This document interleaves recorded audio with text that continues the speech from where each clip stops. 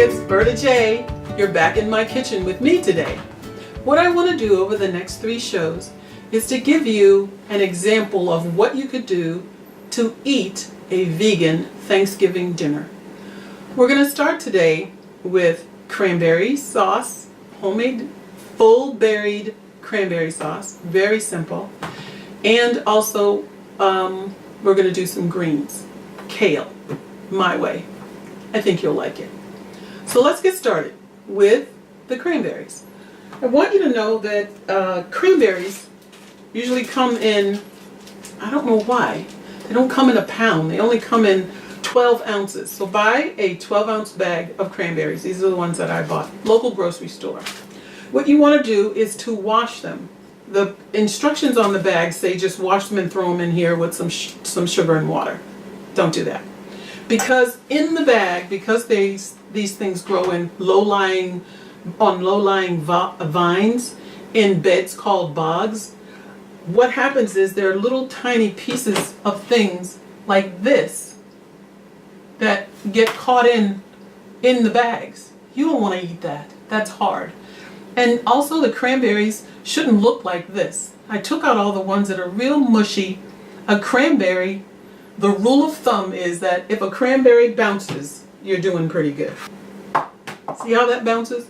And these won't bounce. These are they bounce a little, but they have this flat little place because it's very, very mushy. You want to get rid of that.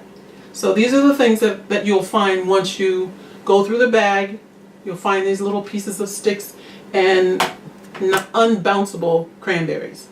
So I've washed the bag of cranberries already, but the first thing I want to do is to give you the portions. All it really needs is sweetener. You're going to put in the liquid, which is 3/4 of a cup of any kind of concentrated fruit juice. I like apple. You could use any other one that you would like. Orange tastes good. You could also maybe use white grape, but just 3/4 of a cup of concentrated fruit juice. And then when you put it in the cup, you're going to then take water. You're going to use water and fill it up to the 1 cup measure. You have 3/4, you're going to fill it up to 1 cup. So now you have 1 cup of liquid. Now the thing I like to do is to take sugar, 1/4 of a cup of both of these. This is evaporated cane juice, and this is brown sugar. 1/4 of a cup of each. Now it's going to have to be on the stove. Just stir it so that most of the sugar dissolves. Now the heat will help that, but if you just stir it around without putting it on the heat yet, that will break up all, you know how brown sugar gets those little lumps in it? Those will go away if you just use the back of your spatula to stir it up. And that's all I'm doing, is I want it nice and liquidy.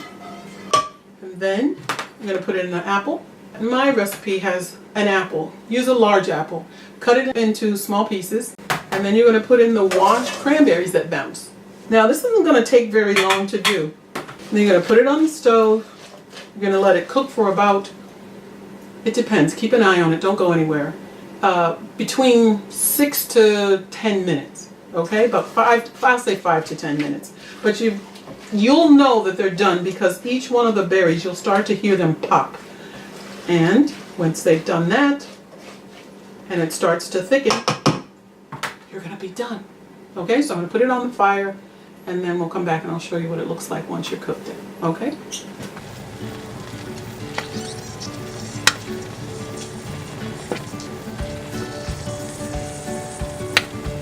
So I'm letting the cranberries finish cooking, and while they're doing that, we're going to make some kale.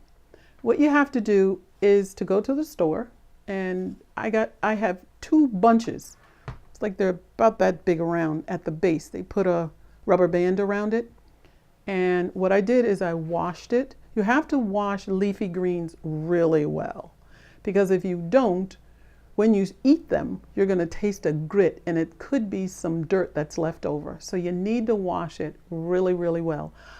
I always wash them under a spray, but you could wash it under just flowing water. And then I do each leaf separately. Spray them, turn them over.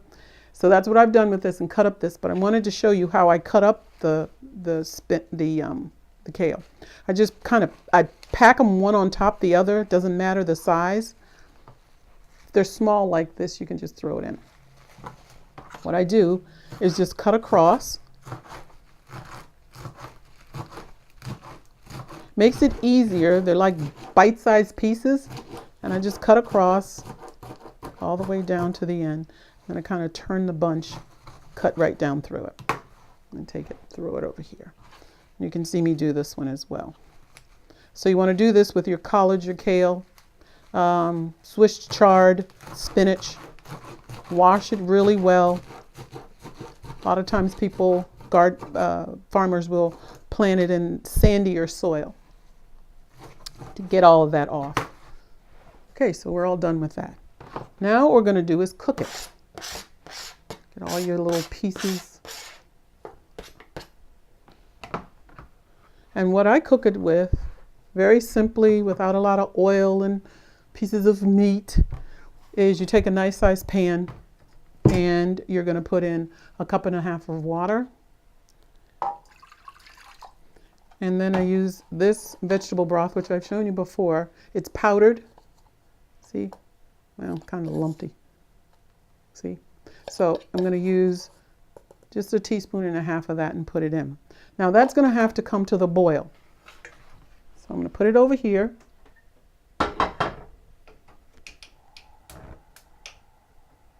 And when that comes to the boil, then we're going to start putting it in. Now this is a huge bowl. You are not going to get this much when you're done. You're going to see it's mostly leafy greens, and most vegetables, as well as fruits, are mostly water. So when this cooks down, it's going to be really a small amount. But before you do, you have your 1.5 cups of water with your 1.5 teaspoons of powdered vegetable broth. Or if you use cubes, do about 1.5 cubes. I use 1 garlic. So I'm going to put that in. And then I take an onion that's about this size. I call this a medium onion, sort of medium small. So this is the size to this. If you like onion, which I do, but I find that this is enough with the garlic. It's really good. So I take an onion and I just cut it up. Now, what I want to do is I really want this to be, okay, it's all mixed. It's coming to the boil. Once it comes to the boil, put in your onion. Because the onion and the garlic are cold, it's going to cause vegetable broth. It's going to cause the vegetable broth to lower its temperature. So you have to wait for it to come back up to the boil, and then you're going to start putting this in. What you want to do also is to put a lid on this. It will boil faster and this will cook faster.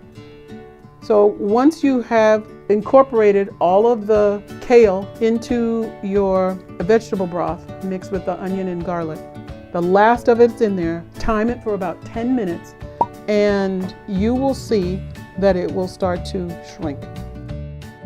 Okay, so we're done with the kale.